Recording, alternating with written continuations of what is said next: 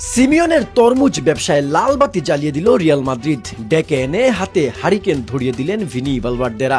আকাশে মেঘ থাকলে যেমন তরমুজের ব্যবসায় ধস নামে, তেমনি আজ ধস নেমেছিল সিমিওনের তরমুজ বাগানে।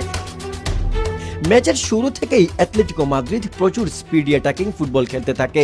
মাদ্রিদের খেলোয়াড়রা তাদের গতির সাথে হিমশিম খেয়ে ফেলছিল। হয়তো কোচ আরভেলো কিছুটা সময় অবাক হয়ে গিয়েছিলেন, কারণ যে অ্যাটলেটিকো মাদ্রিদ সিমিওনের অধীনে ডিফেন্সিভ ফুটবল খেলে অভ্যস্ত, তারা হুট করে যখন এরকম ক্ষুধার্ত বাঘের মতো ঝাঁপিয়ে পড়ে, তাও রিয়াল মাদ্রিদের ঘরের মাঠ সান্তিয়াগো বার্নাবুতে, তখন একটু অবাক হতেই হয়।